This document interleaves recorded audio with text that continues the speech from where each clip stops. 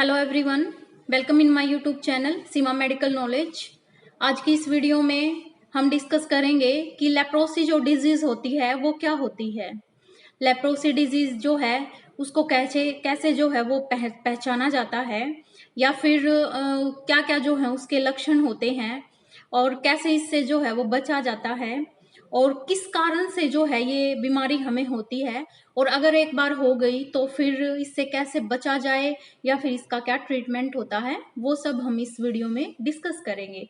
तो वीडियो देखने से पहले मेरी आपसे रिक्वेस्ट है कि जिसने भी चैनल को सब्सक्राइब नहीं किया है प्लीज़ सब्सक्राइब माय चैनल और बेल आइकन को ज़रूर दबाएं ताकि जो आने वाले नोटिफिकेशन हैं वो आपको सबसे पहले मिल सकें। और अगर वीडियो पसंद आए तो वीडियो को लाइक कीजिए और शेयर कीजिए। तो आइए चलते हैं, हम अपनी आज की जो वीडियो है वो स्टार्ट करते हैं। तो मैंने आपको बताया कि आज हम डिस्कस करेंगे अपनी जो हमारी डिजीज है वो है लेप्रोसी। लेप्रोसी जो डिजीज है जिसको हैंसन डिजीज भी बोला जाता है। लेप्रोसी डिजीज को हैंसन डिजीज क्यों बोला जाता है? क्योंकि हैंसन एक साइंटिस्ट था, एक वैज्ञानिक था जिसने इस बीमारी को सबसे पहले जो है बताया था, डिस्कवर किया था इस बीमारी को, इसलिए इसको हैंसन डिजीज भी जो है वो बोला जाता है। आम भाषा में जो लेप्रोसी है जिसको हम कोढ़ भी बोलते हैं या फिर चर्म रोग भी बोलते हैं, कई नाम जो है वो लेप्रोसी के होते हैं। अब हम देखते हैं कि लेप्रोसी जो है वो किस बैक्टीरिया से होती है। ये एक बैक्टीरियल डिजीज होती है। जीवाणु जो हैं वो इस बीमारी को जो है वो पैदा करते हैं। हमारा जो बैक्टीरिया होता है माइक्रोबैक्टीरियम लेप्राई, वो इस बीमारी को जो है वो कोज करते हैं। तो होता क्या है इस बीमारी में कि जो पेशेंट है जिसको भी ये जो बैक्टीरिया जिसकी भी बॉडी में चला जाता है, तो वो बैक्टीरिया जो है उसका जो नर्व सिस्टम है, मीन्स जो हमारी जो नर्व है उनको जो है ये अफेक्ट कर देता है ये बैक्टीरिया।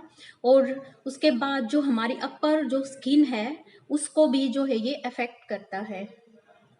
तो सबसे पहले प्राइमरीली जो है ये नर्व को इफेक्ट करता है। अब ये नर्व जो है वो क्या होती हैं? नर्व होती है हमारे शरीर में जो कोई भी मैसेज जो हमारे ब्रेन तक या ब्रेन का मैसेज जो है हमारे पास तक जो पहुंचाती हैं। हमारे बॉडी में टू टाइप की नर्व होती हैं, एक होती है सेंसरी नर्व और दूसरी होती है मोटर नर्व। इन दोनों का काम होता है एक मैसेज को जो है, ये दोनों जो है वो मैसेज को कन्वे करती हैं। एक जो मैसेज को जो है, जैसे एग्जाम्पल हम लेते हैं, मैंने किसी गर्म चीज को जो है टच किया, टच करने के बाद वो मेरे को गर्म लगी तो मैंने एकदम से जो है वो अपना हाथ हटा लिया, तो ब्रेन तक वो मैसेज पहुंचा और वो चीज फिर मेरे को गर्म फील हुई, मैंने एकदम से मैसेज मिलते ही मैंने वो चीज जो है वो हटा ली। तो ये सब काम, ये मैसेज जो कन्वे करते हैं वो काम होता है हमारी नर्व का। तो जो ये हैंसन डिजीज में ये बैक्टीरिया होता है, ये सबसे पहले यही जो नर्व होती हैं हमारे शरीर में उनको जो है सबसे पहले अफेक्ट करता है। ये बैक्टीरिया क्या होता है, बॉडी में जाने के बाद हमारी जो ब्लड वेसल्स होती हैं, ब्लड वेसल्स जो हैं वो फिर छोटी छोटी शाखाओं में जो है बट जाती हैं जिनको कैपिलरी बोला जाता है। उन कैपिलरी में जो है ये बैक्टीरिया उन कैपिलरी के अंदर भी जाकर जो है वहां पर जब ये कैपिलरी के अंदर पहुंचते हैं तो वहां पर एंटीबॉडीज भी हमारे शरीर में इनसे लड़ने के लिए आते हैं। तो जब एंटीबॉडीज और एंटीजन, ये हमारे शरीर के जो एंटीबॉडीज हैं और ये जो बैक्टीरिया है, जब ये दोनों जो हैं वो फाइट करते हैं तो इनकी फाइट में ऊपर की स्किन के ऊपर जो है धब्बे से हो जाते हैं। तो आपने देखा होगा कि जिसको भी लेप्रोसी की बीमारी होती है उसका पूरा जो शरीर है, शरीर पर कहीं कहीं पर जो है वो धब्बे हो जाते हैं। तो धब्बे होने का कारण क्या होता है कि ये जो बैक्टीरिया होता है, धब्बे शरीर पे वही होंगे जहां पर ये बैक्टीरिया जो है वो ज्यादा मात्रा में पहुंचता है।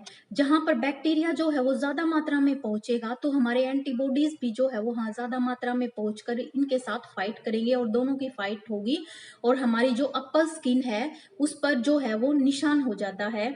ऐसे धब्बे से बहुत भद्दी स्किन जो है वो हमारी इससे हो जाती है, पूरी बॉडी पर जो है धब्बे धब्बे टाइप में हो जाते हैं।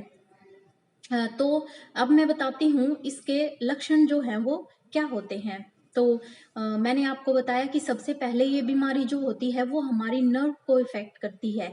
नर्व को में एंटर करने के बाद, उनको इफेक्ट करने के बाद, उनको डैमेज करने के बाद फिर ये हमारी जो है स्किन है, अपर स्किन जो है हमारी, उसको इफेक्ट करती है।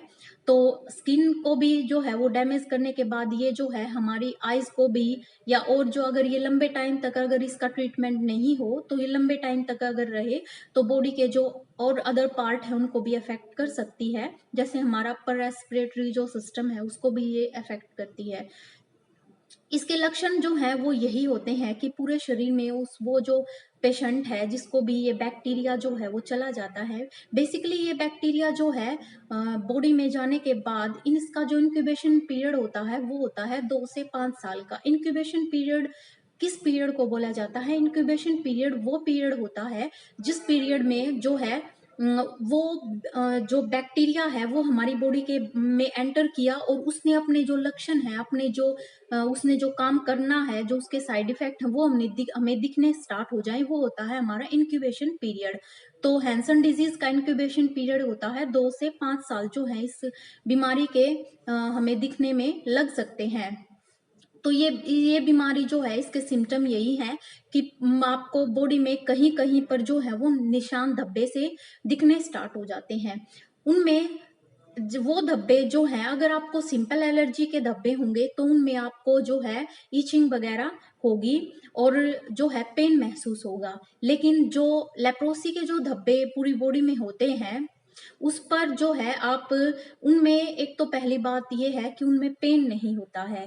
उनमें आप अगर उनको टच करेंगे तो आपको कोई भी मतलब सेंसेशन जो है वो फील नहीं होगी। एकदम वहाँ का शरीर का जो वो पार्ट है जहाँ पर ये धब्बे होते हैं वो पार्ट एकदम जो है वो सुन्न हो जाता है।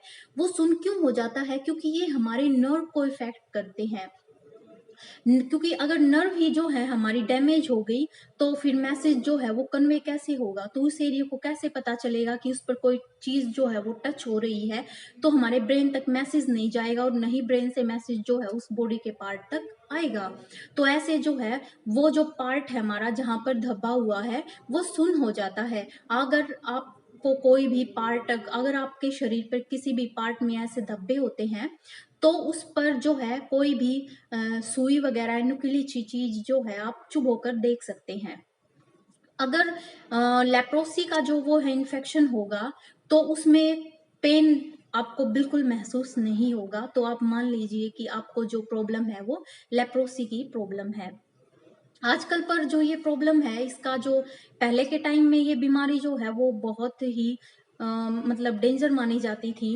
और आजकल के टाइम में क्या है ये या ये हो गया है कि भाई ये बीमारी ही है और जिसका इलाज भी हो सकता है और बीमारी जो है वो किसी को भी हो सकती है। पहले के टाइम में ये बीमारी जिसको भी हो जाती थी उसको जो है एक तरफ घर से बाहर या फिर गांव से बाहर निकाल दिया जाता था और बोला जाता था कि भाई इसके जो बुरे कर्म इसने किए थे उन उसके कर्मों का जो इसको फल मिला है। लेकिन उनको ये नहीं पता था कि जैसे और बीमारियां होती हैं वैसे ये भी एक बीमारी होती है और ना ही उस टाइम पर इसका कोई ट्रीटमेंट था। लेकिन अब इसका जो है लेप्रोसी का ट्रीटमेंट जो है वो प्रॉपर जो है और ये बिल्कुल भी बिल्कुल से अगर पेशेंट प्रॉपर जो है वो दवाई लेता है तो ये बीमारी जो है वो बिल्कुल ठीक भी हो जाती है। तो लक्षण में मैंने आपको बताया कि पूरी बॉडी में जो है धब्बे से हो जाते हैं और जब भी उन धब्बों में जो है आप कोई नुकीली चीज चुभो कर देखते हैं तो आपको कोई सेंसेशन जो है वो फील नहीं होती। वहां का एरिया जो है वो बिल्कुल सुन्न हो जाता है। मेन जो लक्षण होता है इस बीमारी का वो यही होता है। उसके बाद जो है आपकी धीरे धीरे अगर आप इलाज नहीं लेते हैं तो पूरी बॉडी जो है वो बहुत ही मतलब ब्लैक ब्लैक सी, black black red red type में जो है पूरे स्किन का कलर हो जाता है। वीकनेस भी बहुत आती है इसमें। तो ये लक्षण मैंने आपको बताए हमारी जो लेप्रोसी की डिजीज होती है उसकी। अब हम देखते हैं कि लेप्रोसी की डिजीज जो है उसका ट्रीटमेंट क्या होता है। बेसिकली जो इसमें ट्रीटमेंट लिया जाता है वो इसकी जो ड्रग ऑफ चॉइस होती है वो होती है डेप्सोन। डेप्सोन जो है वो 50 mg की जो डोज है वो चलाई जाती है। डेली जो है हमें डेप्सोन की एक गोली इसमें खानी पड़ती है। डेप्सोन और रिफाम्पिसिन जो है इस ट्रीटमेंट में चलते हैं। दोनों ही जो दवाइयां हैं ये बहुत ही इफेक्टिव होती हैं लेप्रोसी की डिजीज में, और लेप्रोसी की ड्रग ऑफ चॉइस होती है डेप्सोन। तो रिफाम्पिसिन हुई या फिर डेप्सोन हुई या फिर क्लोफाजाइम हुई, ये ड्रग जो है वो लेप्रोसी के ट्रीटमेंट में चलती हैं। लेप्रोसी का जो ट्रीटमेंट है वो टीबी की ट्रीटमेंट की तरह ही लंबा चलता है, 6 महीने तक, या और लंबा भी जो है, अगर पेशेंट ठीक नहीं हुआ तो और लंबा भी ये ट्रीटमेंट जो है वो चल सकता है। तो आइए अब मैं आपको बताती हूँ, एक बार जो है ये प्रॉब्लम हमें हो गई तो हमें क्या क्या जो है वो करना चाहिए। सबसे पहले तो मैं यही कहूंगी आपको कि जिसको भी ये प्रॉब्लम हुई वो अपने आप को जो है आइसोलेट कर ले। ये चीजें देखो कहने की होती हैं कि भाई ये कहने से नहीं होगा, वो करने से नहीं होगा, क्योंकि ये बैक्टीरिया जब खांसने और छींकने से ही जो है बॉडी से उस पेशेंट के बाहर निकल जाता है, जहां पर वो रहेगा उस एनवायरनमेंट में जो है ये बैक्टीरिया फैले रहेंगे। तो कोई अगर अदर पर्सन जो ठीक है वो उस एनवायरनमेंट में आएगा तो वो भी इस बैक्टीरिया से जो है अफेक्ट हो जाएगा। तो सबसे बेस्ट तरीका इस बीमारी से बचने का यही है कि जब तक उस पर्सन का जो है ट्रीटमेंट चले वो अपने आइस को जो है आइसोलेट करे और घर वालों से अलग रखे। एक एग्जाम्पल मैं देती हूँ, मैंने अपनी लाइफ में बस एक ही बार जो है ये लेप्रोसी का पेशेंट देखा है। हमारे पास आता था एक लड़का जो उसको स्ट्रेप्टोमाइसिन के इंजेक्शन लगते थे उसकी मदर को, तो वो आता था अपनी मदर को वो लेके आता था। लेकिन कुछ टाइम बाद, 1 साल बाद हमने देखा कि उसके बाद वो जो है लड़का, क्योंकि वो लड़का जो लेके आता था अपनी मदर को, उसकी मदर को लेप्रोसी की प्रॉब्लम थी। तो उसके 1 साल बाद हमने देखा कि वो लड़का फिर दोबारा से आया। उस लड़के को जो है अपनी मदर से, उसकी मदर की तो लेप्रोसी की प्रॉब्लम ठीक होगी लेकिन उसको वो प्रॉब्लम हो गई। उसको भी ये पैचेस से जो होते हैं लेप्रोसी में, उसके पैर से जो है वो स्टार्ट हो गई। उसको एक ही पैच था और वो डॉक्टर के पास जो है वो चला गया और उसका ट्रीटमेंट स्टार्ट हो गया। तो उसने बताया कि डॉक्टर ने हमें बोला था कि भाई ये बीमारी जो है वो ऐसे मतलब पास रहने से या फिर उसके साथ खाना खाने से या फिर टच होने से ऐसे नहीं होती है।